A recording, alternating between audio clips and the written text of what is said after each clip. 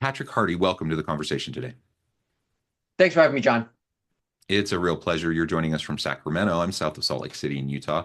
And today we're going to be talking about preparing for disasters and how we engage our teams in that preparation to make sure we're ready. The reality is disasters happen, whether it's a natural disaster, whether it's something like a global pandemic, whatever the case may be. And so we just have to do a little bit of strategic foresight and put plans in place. And you're an expert in this field, in this area, and you've written a book recently on this topic. So we're going to be exploring all of this together. As we get started, I wanted to share Patrick's bio with everybody. Patrick Hardy is founder and CEO of Hytropy, of Hytropy Disaster Management, the largest full-service small business disaster management company in the U.S., a certified emergency manager, certified risk manager, and master business continuity professional and FEMA Master of Continuity. He has extensive experience working in the public, private, and nonprofit sectors in disaster management, from micro businesses to Fortune 500 companies, including Google,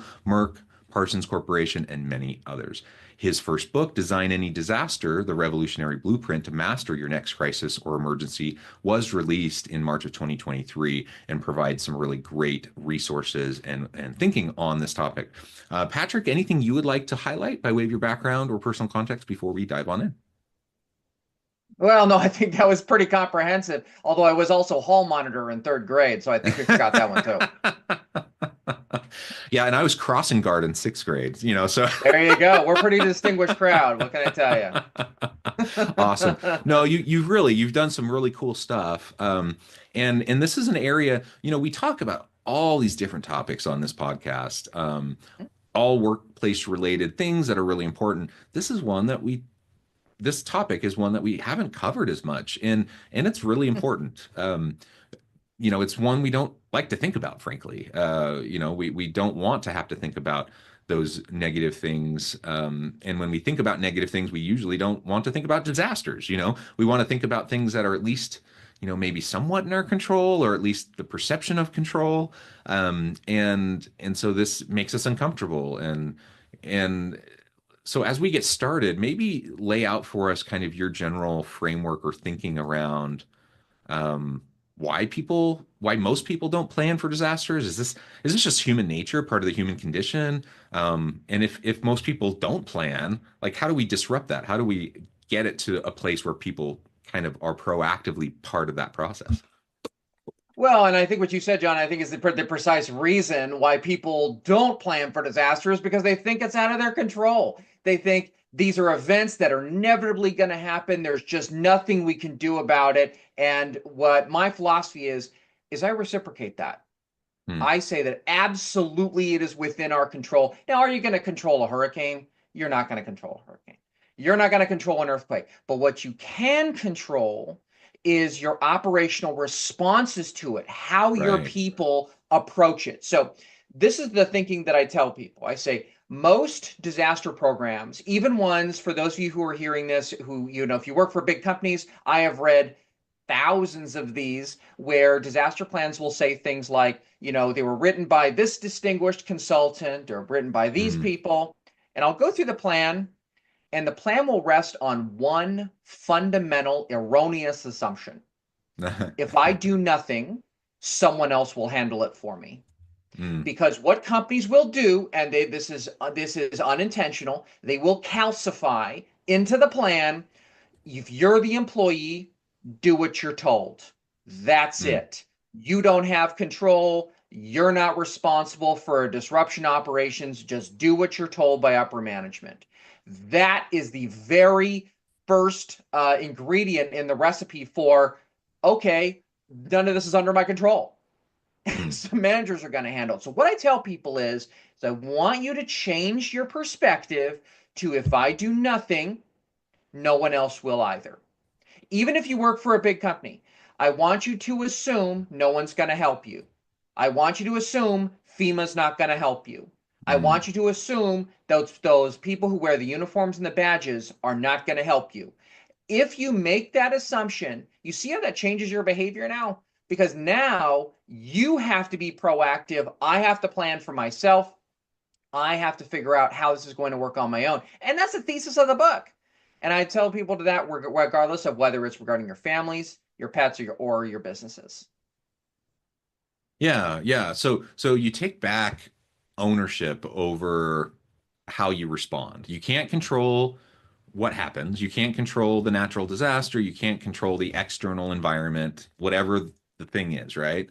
That is out of our control. But we do get to control how we respond to it and what our preparation is for it. And ultimately, what our preparation is may not end up being enough. That's true. And the disaster could be worse than we had thought, worse than we had planned. That all could be true. But if we're proactive, at least, you can sleep a little bit better at night, knowing that you're putting, a positive foot forward, that you're making a best effort, that you have some plans in place, that you have a way to respond, and you don't have to like figure it all out on day one. Like you can get something in place and then start to refine it and perfect it and improve it over time.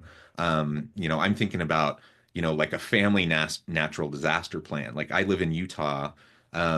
We don't have hurricanes, we don't have tornadoes, we don't have any of those sorts of things, but we're projected to be due for like a huge earthquake. Like uh, geologists say, anytime, like literally anytime. It could have been in the last 50 years, it could be in the next 50 years, but we're due for like a huge, huge earthquake. And whenever it hits, it's going to be devastating. And so we just know as a family, we have to, the state has plans, right? But I can't count on them to take care of my family. And so we have to have a plan in place. And so we have all these different plans. We have bug out bags. We have like, we have all these different things so that we at least have a sense that we know how to respond.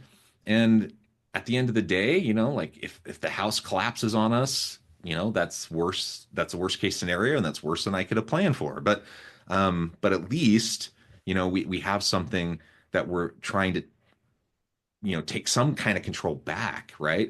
And those are worst case scenarios. Like usually we don't get worst case scenarios. So usually if we're making those proactive steps as a business with our teams, then we will be in a good place. We will be in good shape to be able to respond to the things that come at us. Well, I'm going to make one friendly correction to your vocabulary, John, but everything else Okay. I understand entirely. I actually write about this in the book.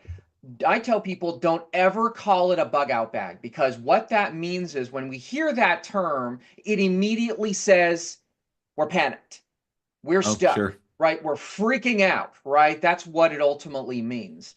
But what I tell people is I say that's your disaster backpack.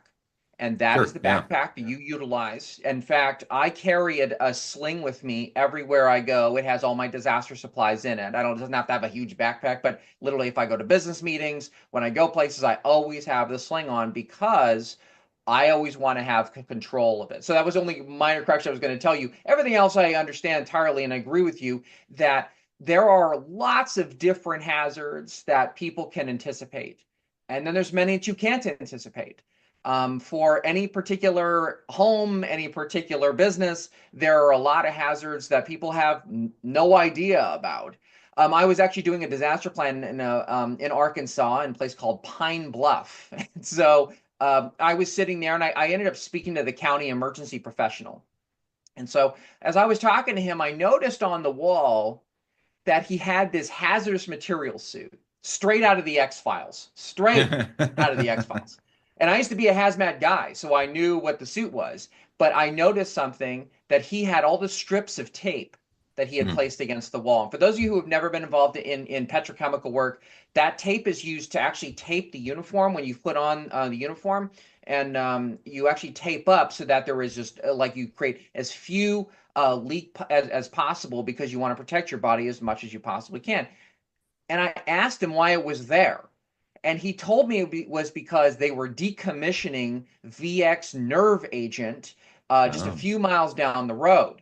And he said, the Army has told me over and over again, everything's fine, it's protected. But in the end, if there is an accidental release, I'm responsible to protect myself. And so I went Right. back to the business and I said, we need to make sure that we create a solid lockdown, what we call a chemical lockdown plan. And they were like, what's that? Is that like what you deal with when you're dealing with mass shooters and stuff? And I said, not at all. Very different. And there's ways we need to make sure we're taping the vents up. We do all that. But here's the rub, John, is that I told the managers, I said, in your disaster plan, because for businesses, you really do have to have one in most instances. In that plan, you need to empower employees to be able to do things on their own. Because if that release occurs in the middle of the night, you're not Right. here. Right. Management's home. Or maybe you're on jury duty. Maybe you're in Barbados. Maybe you're just sick that day, whatever, right? And so the employees have to know if something happens, I have a very, very short window of time, and there is a kaleidoscope of activities that I have to perform. But if the plan says you don't do anything, you let managers tell you what to do, all of a sudden you've turned your entire workforce, and I'm sure you've talked to a lot of other folks who talk about empowering employees. You want Right. to talk about something that will disempower employees? Write in a disaster plan. Don't do anything, call management and wait. That disempowers employees more than anything else. So what I tell them instead is I say, listen, we're going to get focused. We're going to have the equipment in place, the policies in place, the procedures in place, and we're going to give you the authority because the disaster plan represents everything that management has said is acceptable for employees to perform when there is a business interruption, whether that is a cyber attack, whether it is a hurricane or a hazardous materials incident, or if the ceilings are caving on us. Yeah. So why do you think that is? Like why do all these businesses, why do all these leaders put that kind of, a default kind of assumption in these documents? Why do they say don't do anything, wait for management to tell you what to do? Why is Two that the reasons. default stance?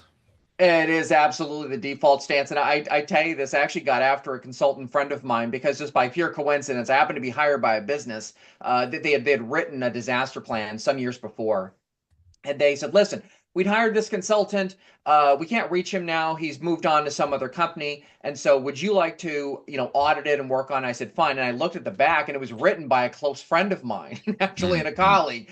And so I ended up getting after him. I was actually keynoting on the East Coast and I took him out to lunch and I kind of ribbed him about it because Eh, the plan said all those things. Don't, employees don't do anything, don't say anything. And the reason I think it happens is one word: fear. They mm, are worried that employees are going to do the wrong things. They feel as though employees are going to do things that are detrimental to the business. But here's what I would give as a counter narrative. When you tell employees to do nothing, when you tell them you can't do anything, now that's when employees are put in a position where they feel distressed and insecure. So when you tell them instead, you know what?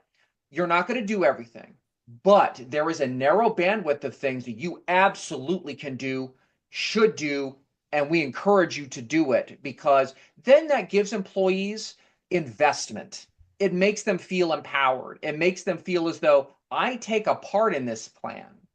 In fact, mhm. one of the things I do all the time, I actually do this with managers. It drives them crazy, but I like doing it anyway. Torturing managers is just a perk of the job. I, I get to tell managers I'll have a disaster planning workshop, and there will be a bunch of employees in there. I'll say, anyone here is a manager or senior management or C-suite, and I'll get some hands raised. I'll be like, we'll see you in 30 minutes. Go ahead and go get your coffee, answer some emails. I'll see you in a half hour, and they'll leave. And I'll say to the employees, okay, guys, tell me what's really going on here. Tell me what really goes on here. And so and then I lay out the plans and I say, we're going to do this and this. You guys tell me. There's no managers here. I don't work for you. I have a random uniform on. You tell me what's going to be effective. And John, you would be astonished at the answers that I get. Because then I'll bring the managers back in, then I'll ask the managers, what do you think? And they'll give me different answers. And as a disaster professional, that's that interactive dialectic that I want. It is that refutation that helps me to get to the real way this is going to work in a business interruption. Because if you don't involve employees at all, they're not invested. They don't care. And I say this to managers all the time. If you don't care, they don't care. And you know how you demonstrate that you don't care? By not asking them anything about the plans. They need to be involved because these are the people that are going to be executing these things. These are the Yeah. people who are going to be involved in doing this. So one of the things you do is you involve them in the disaster planning process. And I work with small businesses. I'm not working with big conglomerates all the time. I work with little companies. And I say, there's 7 of us here. So that means you really are involved. I'm going to give a quick example here. One of the things that I see all the time, and this is just a quick way that for those of you who see this is an easy way to empower employees. I'll see constantly in crisis communication plans, if there is a disaster, don't talk to the media. Tell Hmm. them no comment. Those are the 2 words, no comment. And I say, you know what my 2 words are? No way. No chance. That's not what I want you to do. What I want you to do is if you really don't want employees talking to the media, that's fine. But what you say instead is this: tell them to talk to so and so. We are okay with you talking to the media as long as you say, talk to John Doe at 555-1212. He'll talk to you today at 5 o'clock in the afternoon. Okay, now that tells employees you trust them enough to give them information, and it doesn't make you sound conspiratorial because Yeah. you and I have been in business a long time. I mean, you've seen a lot of companies that do a lot of silly things during a crisis, and one of them is reporters will call up and they'll say, no comment. Well, we hear that you're killing people. No comment. We hear you're trying to destroy the earth. No comment. You know what I mean? And so that's what gets printed. When asked whether they're trying to destroy the world and kill everybody, their answer was no comment. And so what I say to employees instead is I say, let's just multiply the message that you want, which is we just want John Doe to talk about this.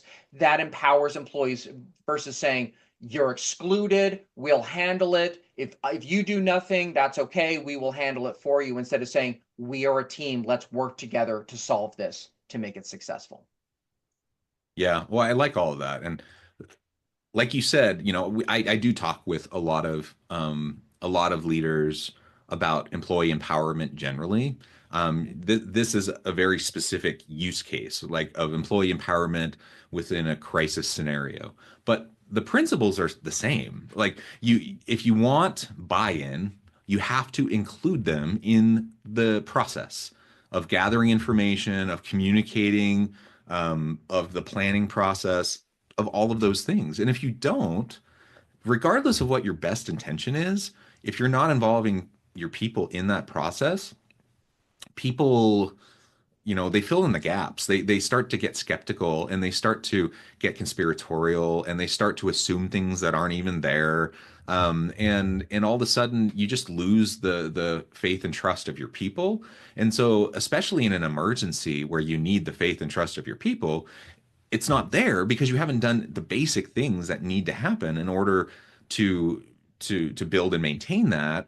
And so you think your people are just automatically going to, fall in line and do every last thing that you need them to do in this crisis emergency situation just because you said Right. so. I mean, Right. it's crazy.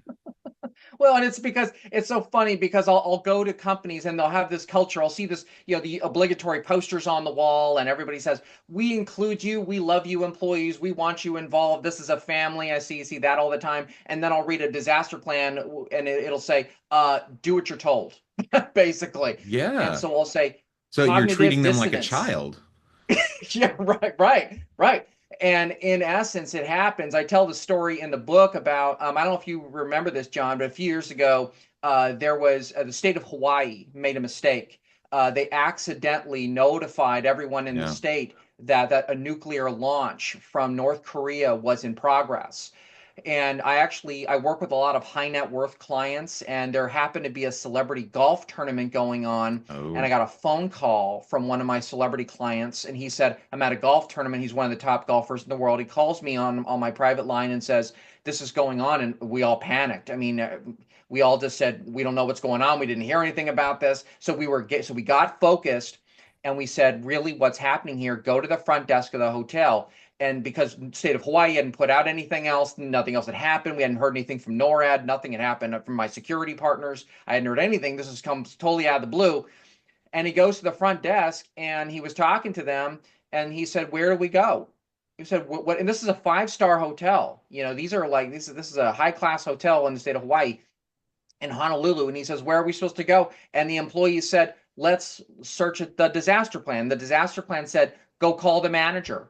So I said, "Okay, while the nuclear missile is on its way, we're calling the manager." So the manager, she tries to call the manager, and the manager eventually comes back. She was on property doing something. She shows up at the front desk, and the employee turns, and I could hear this on the phone.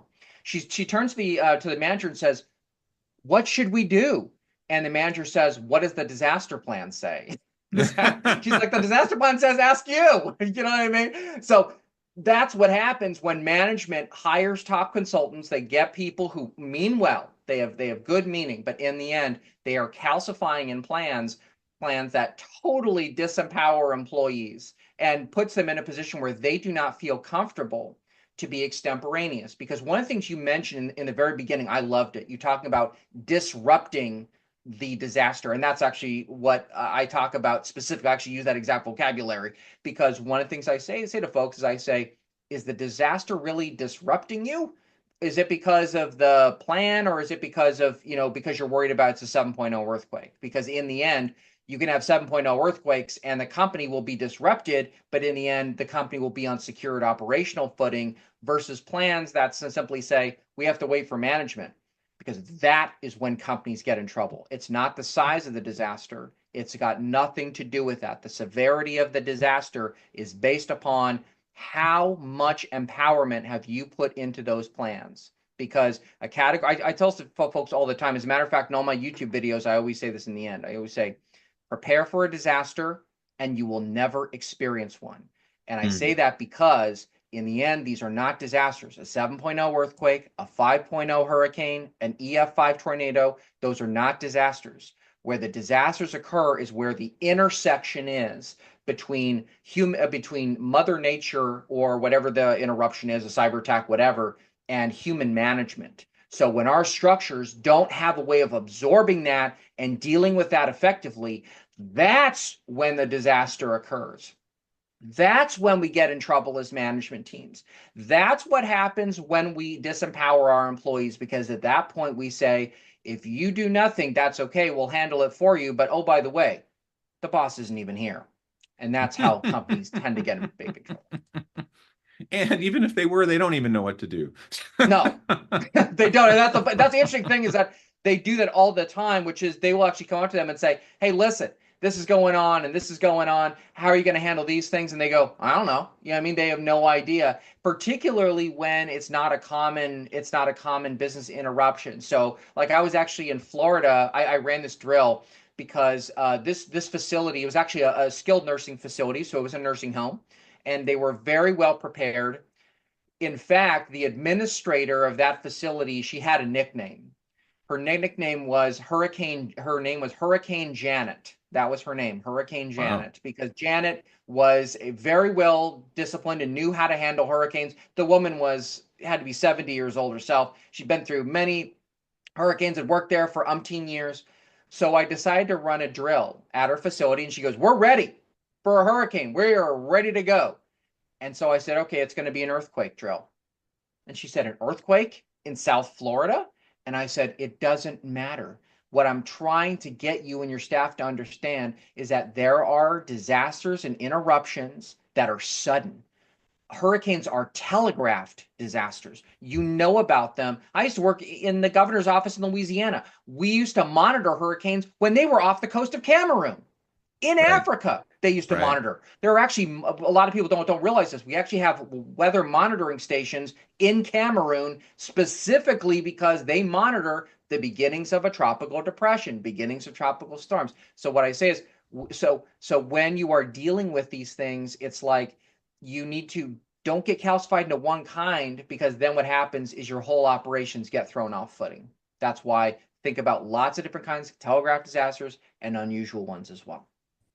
Well, and what I thought you were going to say maybe is like the scenario of like the earthquake happens and something like falls and hits this lady on the head and takes her out. So now she's not there with all of her You expertise got and it. decades of experience, and now everyone else Totally. has to figure it out. Like those types of situations happen too. And so Oh, it like constantly. to put all of that responsibility on one or just a few people is Right. really silly. Like you do have to be able to disperse it, and you Yep. have to help everyone understand their role. Anyways, Oh, absolutely. You hit the nail on the head. As a matter of fact, I say it to management all the time. Actually, we'll run drills. I've done this many times. I'll go to a company and I'll say, okay, we're going to run a drill. And once again, because I like to torture managers, I will say, for the first half hour, you get to watch, but not participate. And then I will take an employee in the back, a brand new employee, and I'll say, hi, why don't you come on up to the front? And they'll go, well, I'm new. I go, oh, so you don't know very much about the company, right? Oh, no, no, no. You don't know a lot about our operations, right? Oh, no, no, no. Perfect. You're in charge.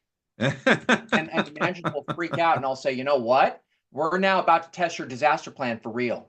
Not the nonsense Shakespearean drills that you run every time where it's like, so and so comes from stage right. Then we go from stage left. We say these lines, we do these things, and we go back to work and forget that that ever happened. Instead, I run the drill where I say, we're putting random people in charge because you know why? If they can't use the plan, nobody can use the plan because if you're not available for the precise reasons that you exactly identified, because managers get hit on the head all the time, they get injured, they get incapacitated. This is actually the biggest reason. There will be a disaster and they will go and pick up their kids from school Hmm. and they'll get isolated and can't come back. That happens a lot. Yeah, Or they'll yeah. pick up their animals. This happens too. I Mhm. know it sounds very strange for those of you who don't come from animal cultures or from places in the country that don't have a strong animal culture. There are people who literally will leave work, and I'm not making this up. They will leave work. They will go pick up their animals and turn to their supervisors and say, if I can't get my animal, I'm not coming back to work. I had this Mm. happen at a hospital on the East Coast where I was working on their disaster program. And literally, I sat with the employees, just like I told you earlier. The managers were gone. And I said, guys, what would prevent you from coming back? And somebody said, if these people don't provide an animal shelter for my dog, I'm not coming back to work, Mm. period. And their disaster plan said, if we call you to work, you must show up for work. Okay, now we've identified something that management didn't identify, but that is a contradiction. It's disempowering employees. So what we have to do is we have to put them in a position where we say, we understand what your considerations are, you understand what ours are. So let's make this so that it works well because, and I'm sure you've seen this done many times, in a crisis, you have to have a functioning team. If teams are not functioning well, what are we doing here? I mean, Right. the Yeah. plan's not going to work. I don't care what equipment you have. I don't care what technology you have. I don't care you have the greatest apps and AIs and you bought all this expensive software and you have people you can call. I care about that. Zero, zero. Because none of that stuff, and I could give a dozen examples. If we had time for an hour and a half podcast, I literally would lay out dozens of examples of people who said, I have this beautiful technology. I've got this AI. I've got these things. I've got these monitoring equipment. I hired these big companies, and I could run a simple drill with a pencil and a piece of paper that would trip all of that up. Mm. Very, very simply. And it's because, not because the technology doesn't work, it's because we didn't empower people. We told them, if you do nothing, that's okay. Someone else will handle it for you. Yeah. Yeah. Absolutely. Well, Patrick, this has just been such a great conversation. I know at the time I probably need to let you go here in a minute, but before we wrap things up, I just wanted to give you a chance to share with the audience how they can connect with you, find out more about your work, your team, where they can find your book, and then give us the final word for today. Well, it's official. I've moved away from becoming a day-to-day CEO, and now I am what they casually call a content creator. So I'm a keynote speaker. I speak around the country. So people can go to disasterpatrick.com. Again, disaster normal spelling, Patrick normal spelling.com. And there you'll see my work as a keynote speaker. I'm now a YouTuber. I create all kinds of great content. I consult, I coach, I do executive trainings with C-suites. And yes, you're busy. Yes, you travel a lot. I'll travel with you. I've done this many times. I've actually done coaching sessions before when I was on a corporate jet when they were flying from one place to another. They Oh, flew there. I coached them on the way. I sat in the plane. They did their meetings. They came back on the plane and I coached them on the way home because that was the only time that they had. But I do all those things. And as I said, as a YouTuber, I'm doing some incredible videos. I'm taking on the most difficult disaster challenges in the world. Just really quick, two of the challenges I did last year, I broke a Guinness World Record. I did CPR for 28 straight hours. Oh my And goodness. in another one, I evacuated 240 cats from a cat shelter in 90 minutes. So, and I empowered a team to do that, and that really had never been done before. So this year we've got some incredible challenges ahead. It's really exciting. It's really fun. So my final message to you is this: disaster planning doesn't have to be hard. It doesn't have to be doom and gloom. As you can tell by my personality, that's not my thing. And my father was a disaster professional, and my grandfather was a disaster professional. And my belief is if we empower you, if we empower your employees, if we empower your staff, we energize them, we can get them to a place where there's no longer a disaster at all. Because Mm, what happens is we turn these things into things that are predictable, they are manageable. They are things that are within our control. Because in the end, if you do those things and if you put yourself into place, and I can teach you how to do that, and I can empower your staff on how to do all those things, then in the end, if you prepare for the disasters in those ways, you will never, ever experience one ever again. My book is available on Amazon.com. I enjoyed being in conversation with you today, John. I hope I get a chance to speak with some of you. I would look forward to speaking to all of you. So thank you very much for having me. I enjoyed it. Thank you so much, Patrick. It's been a real pleasure. I encourage the audience to reach out, to get connected, find out more about what Patrick can do for you, check out the book. And as always, I hope everyone can stay healthy and safe, that you can find meaning and purpose at work each and every day. And I hope you all have a great week.